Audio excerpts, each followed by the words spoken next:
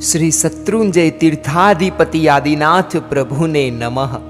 अखंड અને અદ્ભુત એવી આપણી આ શ્રી શત્રુંજય મહાત્મ્યની ભાવ યાત્રા અસ્ખલિત ગતિએ વહી રહી છે, જેમાં પ્રભુ વીરની વૈરાગ્ય ભરપૂર વાણીના ધોધમાં આપણે સૌ ભીંજાઈ રહ્યા છીએ। અત્યાર સુધીના 8 ભાગોમાં આપણે શત્રુંજય તીર્થનો મહિમા જાણ્યો, પ્રભુ ઋષભદેવનું જીવન જાણ્યું અને થોડું ઘણું ચક્રવર્તી મહારાજા ભરતનું જીવન પણ જાણ્યું। આજે આપણે જાણીશું બે ભાઈઓના યુદ્ધની રોમાંચક કહાની। જી હા, ચક્રવર્તી મહારાજા ભરત અને સદાયને અજેય એવા બાહુબલી। ખાલી વિચાર કરી જુઓ કે લોઢાની સાથે લોઢું અને હાથીની સાથે હાથી અથડાય તો આસપાસનું વાતાવરણ કેવું સર્જાય। જગત પ્રસિદ્ધ આ યુદ્ધની એક આછેરી ઝલક નિહાળવા સજ્જ થઈ જાઓ તો અંતરના શુભ ભાવથી મોટિવેશનલ પંથ અને શ્રી શત્રુંજય નવકાર ધામ તીર્થ શ્રી શત્રુંજય મહાત્મ્યની ચાલી રહેલી આપણી આ ભાવ યાત્રાના 9મા ભાગમાં આપ સર્વેનું સ્વાગત કરે છે। અને જો કંઈક નાનકડા અંશે પણ આપ આ યાત્રાને માણી રહ્યા હોવ તો અન્ય પુણ્યશાળી સ્વજનો સુધી પહોંચાડવાનું ભૂલશો નહીં।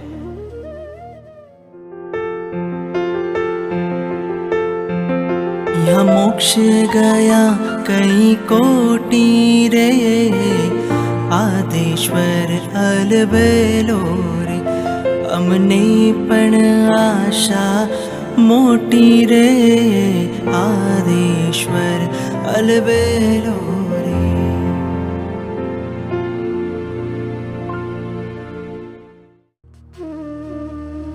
एक वखत ભરત રાજાએ પોતાના નાના ભાઈઓને બોલાવવા માટે દૂતો મોકલ્યા।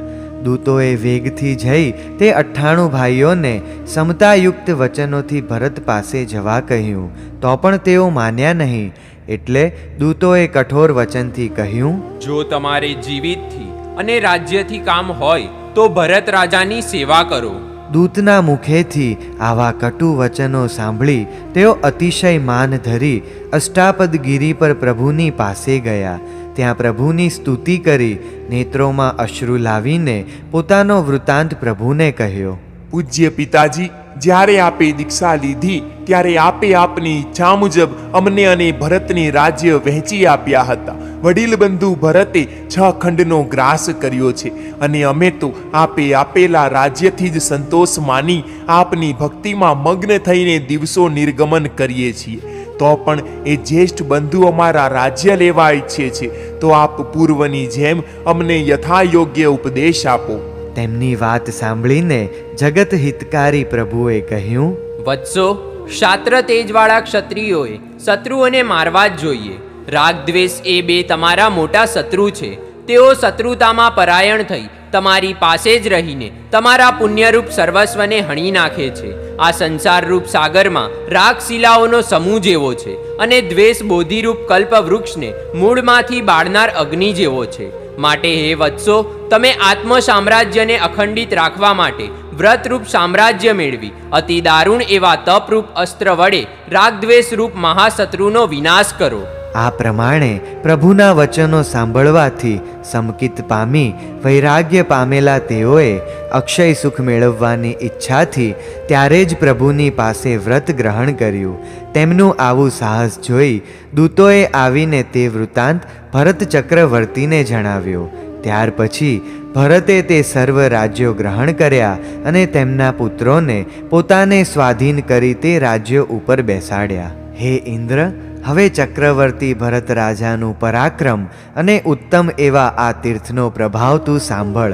એક વખત ભરત રાજા સિંહાસન પર બેઠા હતા ત્યારે સુષેણ સેનાપતિએ આવીને તેમને વિનંતી કરી, હે સ્વામી, સર્વે રાજાઓ આપની આજ્ઞા મસ્તક પર ધારણ કરે છે, છતાં ચક્ર રત્ન શસ્ત્રાગારમાં કેમ પ્રવેશ નથી કરતું? તે સાંભળી વિશ્વંભર નામના મુખ્યમંત્રીએ આદરપૂર્વક કહ્યું, હે મહારાજ, ત્રણેય લોકમાં આપની આજ્ઞા નહીં માનનાર એક આપનો નાનો ભાઈ મહાબળવાન બાહુબલી જ અવશેષ રહેલ છે। તે સાંભળી ભરત રાજાએ કહ્યું, પોતાના ભાઈ સાથે યુદ્ધ કરવું તે લજ્જાનું કારણ છે, પણ આ ચક્ર શસ્ત્રાગારમાં પ્રવેશતું નથી, તેથી શું કરવું તે વિચાર મૂંઝવે છે। હે રાજન, વડીલ જે આજ્ઞા કરે તે પ્રમાણે નાનાએ કરવું જોઈએ, એવો સામાન્ય ગૃહસ્થોનો પણ આચાર છે. માટે પ્રથમ દૂત દ્વારા આપના નાના ભાઈ બાહુબલીને આપની આજ્ઞા માનવાનું કહેવરાવો. હું ધારું છું કે તે આપની આજ્ઞા નહીં માને, એટલે તેના અવિનયથી તેનો આપ પ્રતિકાર કરશો તો આપને લોક અપવાદ લાગશે નહીં. મંત્રીનું કહેલું સાંભળી ભરત રાજાએ રાજનીતિના જાણકાર અને બોલવામાં કુશળ એવા સુવેગ નામના દૂતને બાહુબલી પાસે મોકલ્યો. સુવેગ પણ બાહુબલીના દેશ તરફ ચાલતા માર્ગમાં થતા અપશુકનોને જરા પણ ગણ્યા વિના આગળ ચાલતા ચાલતા સમૃદ્ધ એવા બહલી દેશમાં આવ્યો. ત્યાં તેણે ગામે ગામ શ્રી યુગાદી પ્રભુના ગુણગાન અને ત્રણ ભુવનમાં સર્વથી શ્રેષ્ઠ બાહુબલીનું બળ સાંભળ્યું તથા બાહુબલી પ્રત્યે અત્યંત સ્નેહવાળા ધનવાન અને સ્વરૂપવાન નગરજનોને જોયા. અનુક્રમે બહલી દેશના 3 લાખ ગામોને જલ્દીથી પસાર કરીને સુવેગદૂત તક્ષશિલા નગરીમાં આવી પહોંચ્યો. નગરની શોભા જોતો જોતો બાહુબલીના સિંહદ્વાર પાસે રત્નજડિત અતિ સુંદર રાજમહેલમાં રાજાની આજ્ઞા મેળવી છડીદાર સાથે રાજમહેલમાં પ્રવેશ્યો. ત્યાં સિંહાસન પર બેઠેલા અપૂર્વ ક્ષાત્ર તેજવાળા બાહુબલીને પ્રણામ કર્યા અને તેમણે બતાવેલા આસન ઉપર સુવેગ બેઠો. પછી ગંભીર વાણીથી બાહુબલીએ પૂછ્યું, હે દૂત, મારા પિતા સમાન પૂજ્ય એવા આર્ય ભરતને કુશળ તો છે ને? અમારી કુલનગરી અયોધ્યામાં સર્વત્ર શાંતિ તો છે ને? વિગેરે કુશળ વાર્તા પૂછીને બાહુબલી મૌન રહ્યા. એટલે સુવેગ પ્રણામ કરીને બોલ્યો, જેમની કૃપાથી બીજાઓના ઘેર પણ કુશળતા થાય છે તેવા તમારા જ્યેષ્ઠ બંધુ ભરત અત્યંત કુશળ છે અને વિનીતા નગરીમાં પણ સર્વત્ર શાંતિ છે. હે મહારાજ, લાખો યક્ષો, લાખો રાજાઓ અને લાખો વિદ્યાધરો દેવતાઓથી તે ભરતેશ્વર હંમેશા સેવાય છે. તો પણ પોતાના બાંધવ બાહુબલી વિના તેઓને આનંદ નથી. તેઓ દિગ્વિજયમાં અને 12 વર્ષ સુધી થયેલા રાજ્યાભિષેક મહોત્સવમાં નહીં આવેલા. પોતાના બંધુઓને મળવાની ઘણી ઈચ્છા કરતા હતા, પરંતુ બીજા ભાઈઓએ તો વ્રત ગ્રહણ કર્યું હતું. તેથી હવે કેવળ તમને મળવાની ઉત્કંઠા ધરીને મને અહીં મોકલ્યો છે. કારણ કે બંધુ વગરનું રાજસુખ દુઃખ જેવું છે, તેમજ કુલીન પુરુષોને પોતાના જ્યેષ્ઠ બંધુ પિતા સમાન પૂજ્ય છે. વળી તમારા સમાગમના સુખથી અને તમારી ઉપરના વાત્સલ્ય ભાવથી તમને વિશેષ રાજ્ય સમૃદ્ધિ આપશે. અને ઇન્દ્ર પણ જેને પોતાનું અર્ધ આસન આપે છે એવા મોટા ભાઈ ભરતને નમન કરતા તમને સી લજ્જા. વધારે તો શું કહું, પણ જો તમારે રાજ્ય અને જીવિતની ઈચ્છા હોય તો ત્યાં આવી ભરત રાજાના ચરણોની સેવા તમે સ્વીકારો. સુવેગના આવા વચનો સાંભળી બાહુબલી ક્રોધિત થઈને બોલ્યા, રે દૂત, તું વાચાળ અને પોતાના સ્વામીનું કાર્ય કરનાર છે તે વાત સત્ય છે. કારણ કે તું પરસ્થાને આવીને પણ આ પ્રમાણે બોલી શકે છે. તું કહે છે કે જ્યેષ્ઠ બંધુ પિતાની જેમ પૂજ્ય છે, એવો કુલીન પુરુષોનો આચાર છે. તે સાચું, પણ જે વડીલ પોતાના મોભા પ્રમાણે ન વર્તે તેની સેવા કરવી યોગ્ય નથી. ભરતે છલ કરીને પોતાના નાના ભાઈઓના રાજ્યો પડાવી લીધા. તે ભરતનો મોટા ભાઈ પણ વળી કેવું? તે મારા 98 ભાઈઓ કાંઈ ડરપોક નહોતા, પણ જ્યેષ્ઠ બંધુની સાથે કજીઓ કરવામાં તેઓ લજ્જા સમજતા હતા. આથી તેઓએ પૂજ્ય પિતાશ્રી ઋષભદેવ ભગવંત પાસે દીક્ષા ગ્રહણ કરી છે. અને હું પિતાશ્રીએ આપેલા રાજ્યથી સંતુષ્ટ છું, તો હું તેની સેવા શા માટે કરું? વળી તે પિતાશ્રી ઋષભદેવ ભગવંતનો જ્યેષ્ઠ પુત્ર છે એવું ધારીને ઇન્દ્ર તેને અડધું આસન આપે છે. તેમાં કાંઈ ભરતનો પ્રભાવ નથી. અને જ્યારે હું રણભૂમિમાં આવું ત્યારે મારી આગળ એનું સૈન્ય, સુસેન અને ચક્ર રત્ન એ સર્વનું બળ પણ વ્યર્થ છે. પૂર્વે બાલ્યાવસ્થામાં અશ્વ ક્રીડા કરવા માટે અમે ગંગાને કાંઠે ગયા હતા. તે સમયે મેં તેને આકાશમાં ઉછાળ્યો હતો અને દયા આવવાથી પાછો ઝીલી લીધો હતો. તે બધું હમણાં રાજ્ય મદથી કદાચ તે ભૂલી ગયો હશે. તેથી જ તે દુરાશયે તારા જેવા દૂતને મારી પાસે મોકલ્યો છે. માટે હે દૂત, અહીંથી જલ્દી પાછો ચાલ્યો જા. કેમ કે નીતિના પાલનને ઈચ્છતા રાજાઓ માટે ગમે તેવો દૂત પણ અવધ્ય છે. તે ભરત જ ભલે અહીં આવીને પોતાના દુર્નયનું ફળ ભોગવે. આવી ગંભીર અને ઉગ્ર વાણીથી મનમાં ચમત્કાર પામેલો સુવેગ દૂત આસન પરથી ધીમે ધીમે ઊભો થયો અને ભયથી સ્ખલના પામતો સભામાંથી બહાર નીકળી જલ્દીથી પોતાના રથ ઉપર ચડી ગયો. તે વખતે લોકો આ પ્રમાણે વાતો કરવા લાગ્યા. કોઈએ કહ્યું, આ કોઈ નવો માણસ સભામાંથી બહાર નીકળ્યો જણાય છે. હું ધારું છું કે તે ભરત રાજાનો દૂત હશે. ત્યારે બીજાએ કહ્યું, શું બાહુબલી સિવાય બીજો કોઈ રાજા છે ખરો? એટલે અન્ય કોઈએ ઉત્તર આપ્યો કે હા, બાહુબલીના જ્યેષ્ઠ બંધુ ભરત નામે રાજા છે. ત્યારે કોઈ બોલ્યું કે તો આટલા વખતથી તે કયા દેશમાં ગયો હતો? અન્ય કોઈએ કહ્યું, તે ચક્રવર્તી હોવાથી 6 ખંડ સાધવા ગયો હતો. વળી કોઈ ત્રીજાએ કહ્યું કે તેણે આ દૂત શા માટે મોકલ્યો હશે? જવાબમાં અન્યે કહ્યું, પોતાની સેવા કરવાનું કહેવા માટે મોકલ્યો હશે. ત્યારે અન્ય કોઈ બોલ્યું કે શું તેને મંત્રી નહીં હોય કે જે આવું કામ કરતા ભરતને રોકે નહીં? એટલે પેલાએ કહ્યું, તેને સેંકડો મંત્રીઓ છે, પણ આ કામમાં સર્વે ઉલટી સલાહ આપે છે. આ સાંભળી એક જણે કહ્યું, ભાઈ, આ તો સૂતેલા સિંહને જગાડવા જેવું છે. આ પ્રમાણે નગરજનોનો વાર્તાલાપ સાંભળતો સુવેગ વેગથી તક્ષશિલા નગરીની બહાર નીકળ્યો. શહેરે શહેરે અને ગામડે ગામડે ભુજાના મદથી ગર્વ ધરતા અને શસ્ત્રોને ઉગામતા વીર પુરુષોને જોઈ તથા હાથમાં શસ્ત્રો લઈ યુદ્ધ કરવા સજ્જ થતા બાળકોને જોઈ સુવેગ મનમાં વિચારવા લાગ્યો, અહીં આવા બાળકો પણ યુદ્ધ કરવાની સ્પૃહા કરે છે, તો શું આ ભૂમિનો ગુણ હશે કે બાહુબલીના પરાક્રમનો ગુણ હશે? ખરેખર જેવા રાજા હોય તેવી જ પ્રજા હોય છે. તેથી પોતાના સ્વામીના બળના મહાત્મ્યથી જ આ સર્વે ઉત્સાહ ધરે છે. આગળ ચાલતા અનુક્રમે એક ભયંકર અટવીમાં આવ્યો.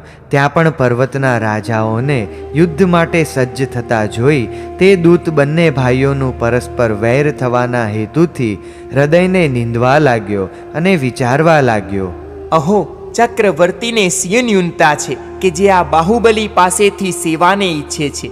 મેં પણ કેસરી સિંહની જેમ બાહુબલીને ફોકટ આ રીતે ચીડવ્યા. એમ વિચારતો સુવેગ કેટલાક દિવસે પોતાના સ્વામીના દેશની નજીક સુખપૂર્વક આવી પહોંચ્યો. તે વખતે ત્યાંના લોકોમાં થતી વાતો સાંભળી કે હે લોકો, સર્વે પોતપોતાના સ્ત્રી, પુત્ર વગેરેને લઈને તૈયાર થઈ જઈને જલ્દીથી કિલ્લામાં જાઓ, કેમ કે બાહુબલી ક્રોધ પામતા કિલ્લાનું બળ પણ નકામું છે. આવી લોકવાર્તા સાંભળીને સુવેગ વિચારમાં પડ્યો, શું આ વાત મારાથી પણ પહેલા અહીં આવી પહોંચી કે જેથી આ લોકો બાહુબલીના સૈન્યનો આટલો બધો ભય રાખે છે? આમ વિચારતા સુવેગે અયોધ્યામાં ભરત ચક્રવર્તી પાસે આવીને પ્રણામ કર્યા. ત્યારે ભરતે પૂછ્યું, તું કેમ જલ્દી પાછો આવી ગયો? મારો ભાઈ બાહુબલી કુશલ તો છે ને? સ્વામી, આ પૃથ્વીમાં બાહુબલીનું અકુશલ કરવા કોણ સમર્થ છે?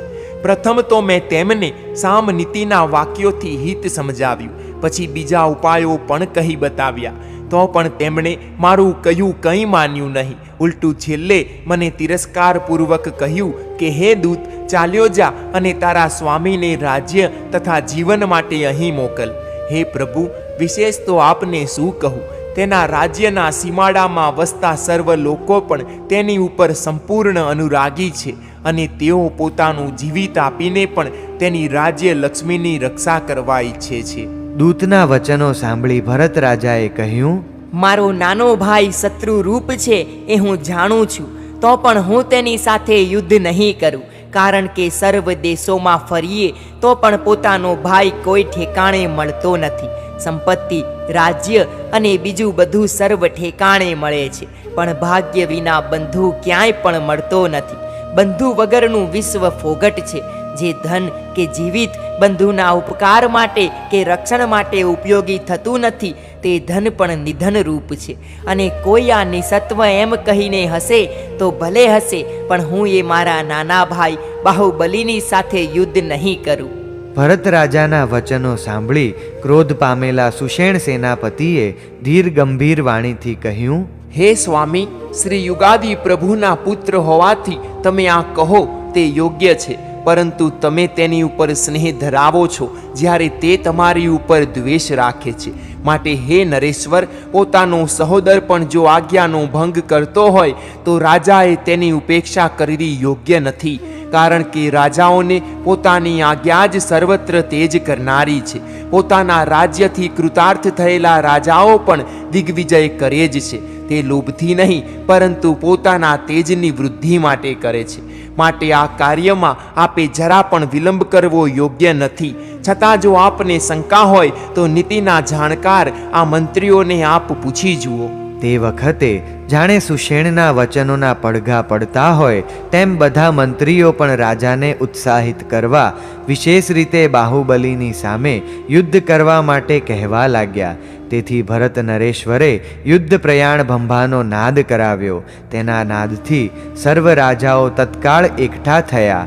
પછી ભરતેશ્વરે શુભ દિવસે પ્રભુની ભક્તિભાવપૂર્વક પૂજા કરી પૌષધાગારમાં રહેલા મુનિઓ પાસે જઈ વંદન કર્યું અને નગરીની બહાર છેવાડે છાવણી રાખી. પ્રયાણ સમયે સૌભાગ્યવતી સ્ત્રીઓએ અને કુલીન કન્યાઓએ અખંડ અક્ષતોથી આદરપૂર્વક ચક્રવર્તીને વધાવ્યા. ભાટચારણ બંદીજનો સ્તુતિ કરવા લાગ્યા. દેવતાઓ સેવામાં હાજર થયા. કુલ સ્ત્રીઓ મંગળ ગીત ગાવા લાગી. મહાજનો દર્શન કરવા લાગ્યા. આમ માંગલિકોથી કૃતાર્થ પામેલા ભરત રાજા રણયાત્રાનો આરંભ કરવા પ્રાતઃકાળમાં સૂર્યની જેમ સૂરગીરી નામના ગજેન્દ્ર ઉપર ચડ્યા. એ ગજરત્ન ઘણો ઊંચો અને ચક્રવર્તીના યશ જેવો ઉજ્જવલ હતો. 1000 યક્ષો તેની રક્ષા કરતા હતા. ભરત રાજાએ પ્રેરણા કરેલો ગજરત્ન આગળ ચાલ્યો. સૂર્યમંડળ જેવું પ્રકાશમાન સહસ્ત્ર આરાને ધારણ કરતું ચક્રરત્ન સૈન્યની આગળ ચાલવા લાગ્યું. સૈન્યના ભારથી પૃથ્વી દબાઈ ગઈ. દુંદુભીના ધ્વનિથી અને રથચક્રના ચિત્કારથી દિશાઓને શબ્દમય કરતા ભરત રાજા અવિચ્છિન્ન પ્રયાણે ચાલવા લાગ્યા અને કેટલાક દિવસે બહલી દેશની નજીક આવી પહોંચ્યા. ભરત રાજાએ પોતાના સૈન્યને માટે આવાસ કરવા કેટલાક પુરુષોને આગળ મોકલ્યા હતા. તેઓએ આવીને હર્ષથી વિજ્ઞપ્તિ કરી.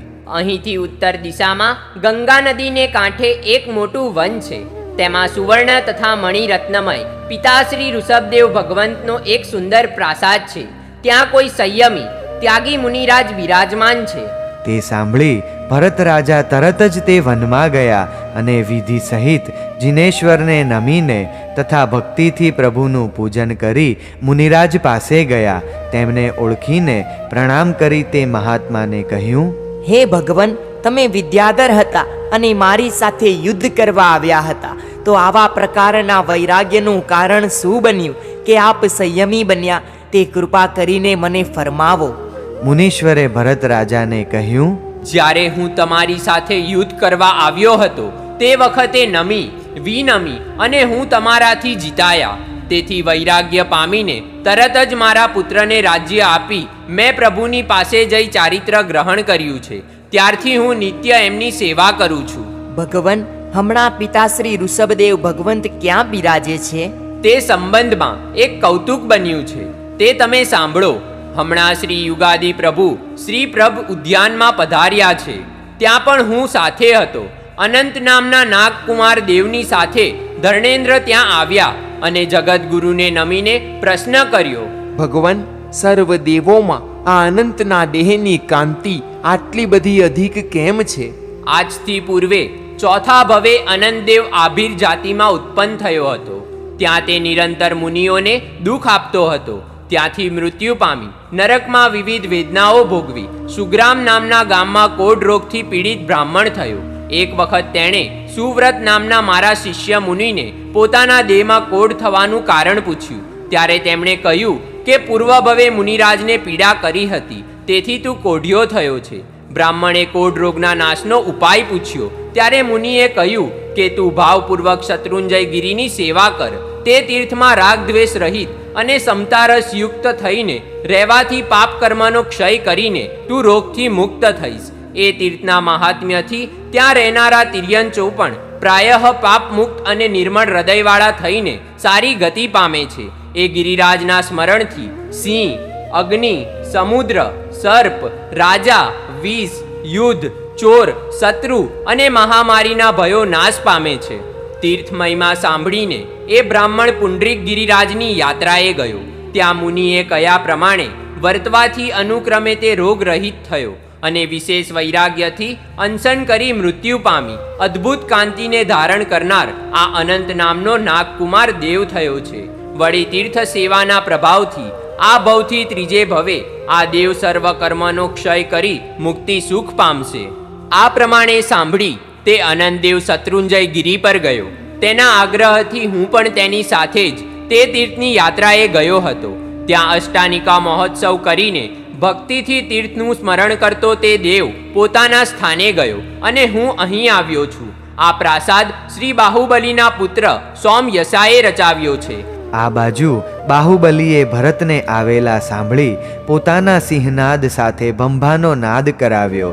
તે નાદ સાંભળી ભરતેશ્વરને હું જીતીશ એમ પરસ્પર સ્પર્ધા કરતા વીર પુરુષો જલ્દીથી એકઠા થયા. જાણે મૂર્તિમાન વીરરસ હોય તેવા ચતુરંગ સૈન્ય સહિત 3 લાખ પુત્રોથી વીંટાયેલા છત્ર ચામરથી વિભૂષિત બાહુબલી રાજા ભદ્રકર્ણ નામના ઉત્તમ હસ્તી ઉપર આરૂઢ થયા અને દેશના પર્યંત ભાગે પોતાની છાવણી નાખી મસ્તક પર રણપટ્ટ બાંધ્યો. ભરત મહારાજાએ પોતાના સૈન્યમાં સુષેણને સેનાપતિ કર્યો અને સર્વ રાજાઓને તથા સૂર્યયશા વગેરે 1.25 કરોડ પુત્રોને બોલાવીને કહ્યું, હે વીર પુરુષો, તમે દિગ્વિજયમાં સર્વ રાજાઓ, સર્વ વિદ્યાધરો, સર્વ દૈત્યો અને દુર્દમ એવા ભિલ્લોને જીતી લીધા છે. પણ તેમાં બાહુબલીના એક સામંત જેવો પણ કોઈ બળવાન હતો જ નહીં. બાહુબલીનો સોમયસા નામે પૂર્ણ પરાક્રમી જ્યેષ્ઠ પુત્ર છે. તે 1 લાખ હાથી તથા 3 લાખ રથ અને 3 લાખ ઘોડા સાથે એકલો યુદ્ધ કરે તેવો છે. તેનો નાનો ભાઈ સિંહરથ બળવાન મહારથી દિવ્ય શસ્ત્રથી યુદ્ધ કરનાર છે. તેનાથી નાનો સિંહ કર્ણ 1 હાથે મોટા પર્વતોને પણ ઉપાડે તેવો છે. અને તેનાથી નાનો સિંહ વિક્રમ સર્વ વીર પુરુષોમાં પણ અજેય છે. સિંહસેન શત્રુ સૈન્યનો ક્ષય કરવા સમર્થ છે. 3 લાખ કુમારોમાંથી સૌથી નાનો પુત્ર પણ એકલો આખી સેનાને જીતવા સમર્થ છે. તમે દિગ્વિજયમાં તો કેવળ દિશાઓનું અવલોકન કર્યું છે, બાકી તો બાહુબલી સાથે યુદ્ધ હવે જ થવાનું છે. તેથી તમારે સુસેન સેનાપતિને અનુસરવું જોઈએ. તે સાંભળી સર્વવીરો હર્ષ પામતા પોતપોતાના સ્થાને ગયા. ભરતેશ્વરે ધનુષ્યાદિ સર્વ શસ્ત્રોનું વિવિધ પુષ્પાદિકથી પૂજન કર્યું. અક્ષતો તથા રત્નોથી અષ્ટમાંગલિકો આલેખ્યા. ત્યારે ભરતના સૈન્યમાં એક સાથે 18 લાખ દુંદુભીઓ વાગવા માંડી.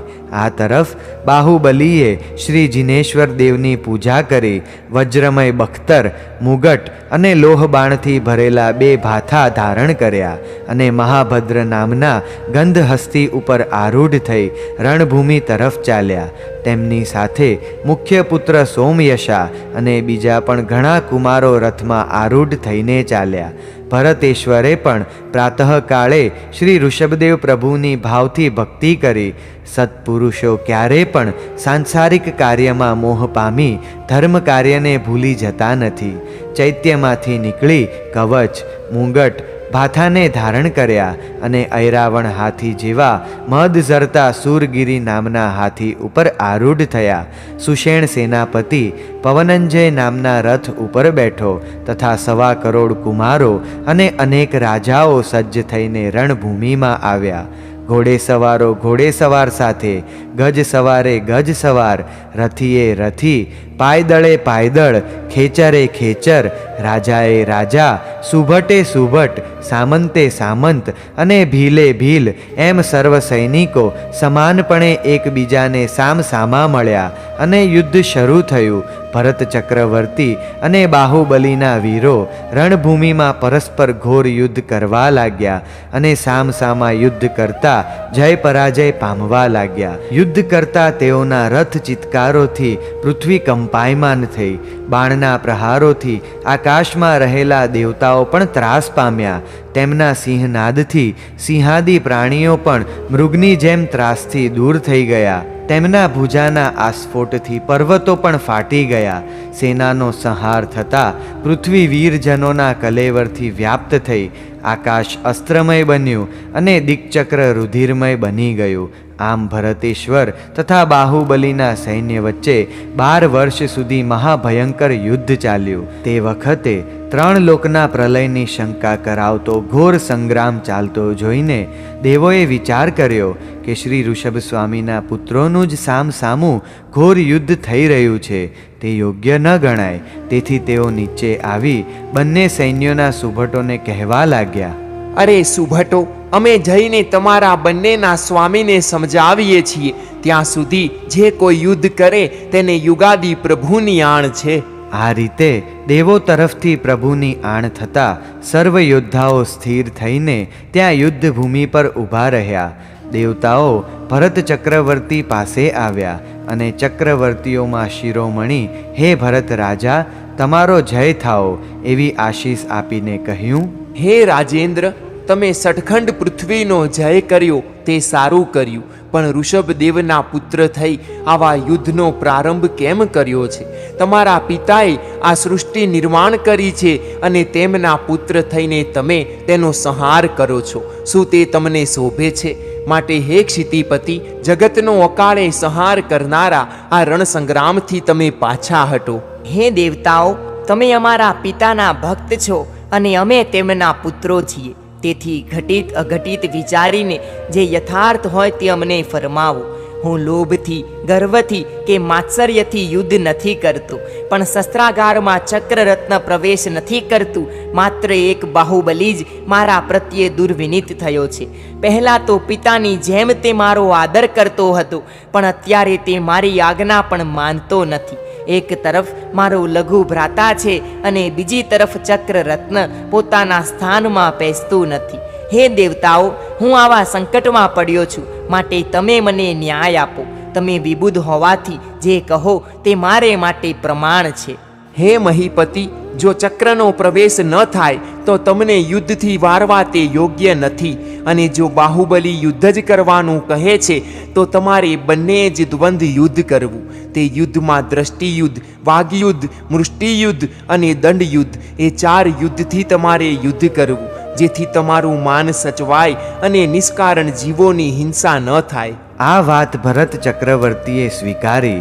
એટલે દેવો બાહુબલીના સૈન્યમાં આવ્યા. ત્યાં જઈ, હે યુગાદી પ્રભુના પુત્ર બાહુબલી, તમે જય પામો અને આનંદમાં રહો એવી આશીષ આપીને બોલ્યા, મહારાજ બાહુબલી, તમે યશના અર્થી અને વડીલના ભક્ત છો, છતાં વડીલ બંધુ સાથે યુદ્ધ કેમ આરંભ્યું છે? એમાં જગતનો સંહાર થઈ રહ્યો છે. માટે હે ભૂપતિ, ચાલો અને વડીલ બંધુને પ્રણામ કરો. ગુરુજનની સેવાથી તમને વિશેષ માન મળશે. સર્વ રીતે તમે પ્રશંસા પામશો. હે દેવતાઓ, તમે પિતાશ્રીના અતિ ભક્ત હોવાથી સરળ હૃદયવાળા છો, પણ પૂર્વે પિતાશ્રીએ અમને અને ભરતને રાજ્ય સંપત્તિ વેચી આપેલી છે. અમે તો પિતાની આજ્ઞાથી તેટલા જ રાજ્યમાં સંતુષ્ટ થઈને રહ્યા છીએ. પરંતુ અસંતોષી ભરતે આખા ભરતખંડને પોતાને આધીન કરી લીધો. એટલું જ નહીં, અપૂર્ણ આશાવાળા તેના ભાઈઓના પણ રાજ્ય તેને છીનવી લીધા અને છેવટે મારા રાજ્યને પણ લેવા ઈચ્છે છે. તો આવા બંધુને હું ગુરુ બુદ્ધિથી કેમ નમું? માટે હે દેવતાઓ, જો તમે તેનું હિત ઈચ્છતા હો તો તે લોભાનને જઈને સમજાવો. હું તેના જેવો લોભી નથી. આવી બાહુબલીની વાણી સાંભળી અંતરથી આશ્ચર્ય પામેલા દેવોએ બાહુબલીને કહ્યું, જ્યાં સુધી ચક્ર પ્રવેશ નહીં કરે ત્યાં સુધી ભરત રાજાને સી રીતે યુદ્ધથી અટકાવી શકાય? અને તે યુદ્ધ કરે તો તમારે યુદ્ધ કરવું એ નિશ્ચય છે, એટલે તમને પણ અટકાવી ન શકાય. તો પછી તમારે બંને જ કેવળ ઉત્તમ યુદ્ધથી જ યુદ્ધ કરવું, પણ અધમ યુદ્ધથી યુદ્ધ ન કરવું. આ વાત બાહુબલીએ પણ સ્વીકારી. એટલે સર્વ દેવતાઓ યુદ્ધભૂમિની નજીક આકાશ માર્ગે તે બંનેનું યુદ્ધ જોવા માટે ઊભા રહ્યા.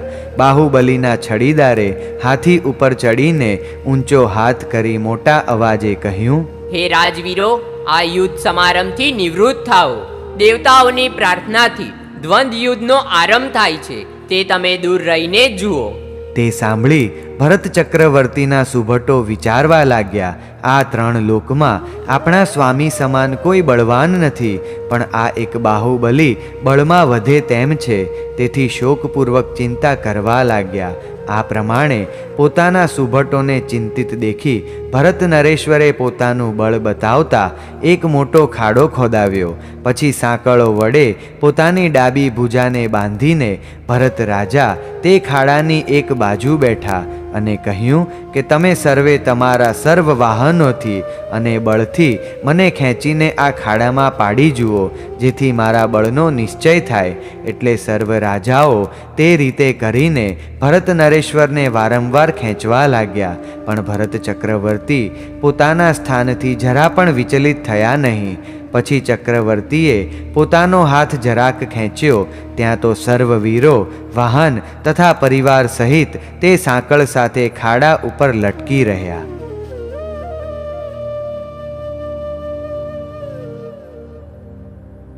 તારું શાસન પામીને આતમ ઠરે છે, આતમ ઠરે છે. મોક્ષ માર્ગમાં એ તો સ્થિર બને છે, સ્થિર બને છે. મળ્યો તારો માર્ગ મારા કેવા સદભાગ્ય, મારા કેવા ધન્ય ભાગ્ય હો.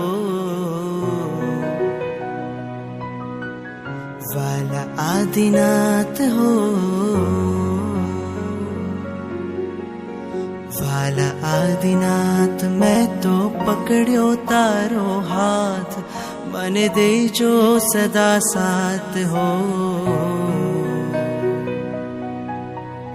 વાલા આદિનાથ હો,